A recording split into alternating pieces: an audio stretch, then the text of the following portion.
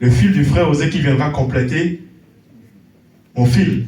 Pour que le fil se rallonge, jusqu'à ce que je tire ma bénédiction vers moi. Mon bien-aimé, c'est ça la communion fraternelle. C'est ça la famille de Jésus-Christ sur cette terre. La famille de Jésus-Christ n'est pas une famille où on vient se montrer.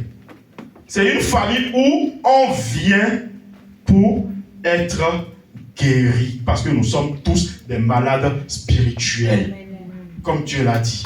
Tous ont péché et sont privés de la gloire de Dieu. Nous sommes tous des malades spirituels. Chacun selon son degré. Mais, il n'est pas dit qu'on va demeurer malade éternellement. Parce que la gloire nous est réservée. La gloire nous est réservée par notre Seigneur Jésus-Christ. Et pour arriver à cette gloire, il faut qu'on grandisse. Il faut qu'on croie sur le plan spirituel. Il faut qu'on intègre les enseignements. Il faut qu'on intègre, je dirais, tout ce qui se prépare au sein de la famille. Il y a des gens, quand il s'agit de prière, mais quand il s'agit des événements de la famille, quand moi je les vois, c'est-à-dire traîner le pas en arrière, je ne dirais pas que je souris dans mon cœur, mais je dis Seigneur, aide-les. Parce que cela y va de leur bien. Quand on demande qu'on prie, nous avons vu la puissance qui se dégage quand nous nous rassemblons et que nous prions d'un seul esprit. Il y a eu des frères, sans vous mentir, dont l'âme était proche de la fosse. N'eût été ta prière, n'eût été ma prière, n'eût été la prière de tout un chacun de nous ici.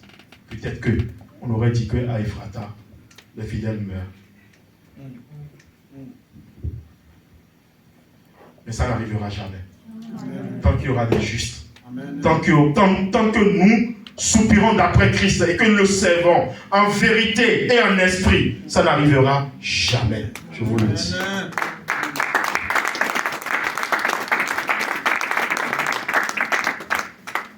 Parce que la bénédiction qui repose sur votre vie, sur ma vie, ne vient pas de moi, mais vient de l'Éternel des armées. Il a tout disposé en ma faveur. Il m'a prédestiné. Il t'a prédestiné, il nous a prédestiné à régner sur le royaume des ténèbres. Voilà pourquoi il a dit, Pierre, sur cette pierre, je bâtirai mon église. Et aucune puissance des ténèbres ne s'élèvera contre elle.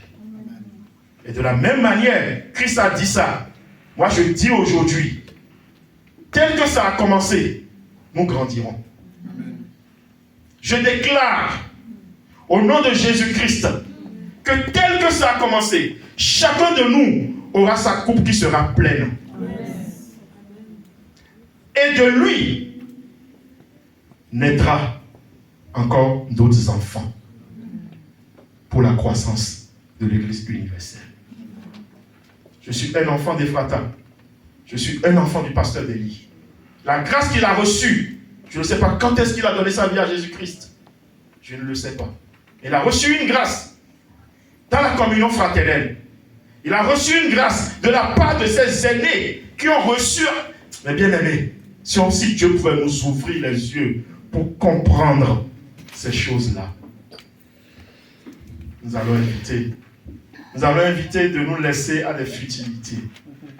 Nous allons éviter de nous laisser à des démagogies, à des trucs inutiles, futiles. Et faire l'essentiel pour rendre joyeux notre Seigneur. Parce que ce qu'il veut que nous tous nous arriverons, que nous croissions dans la foi agissante, la foi qui déclare, qui appelle les choses à l'existence, qui ordonne. C'est de cette foi-là. Et la famille, elle est là pour ça.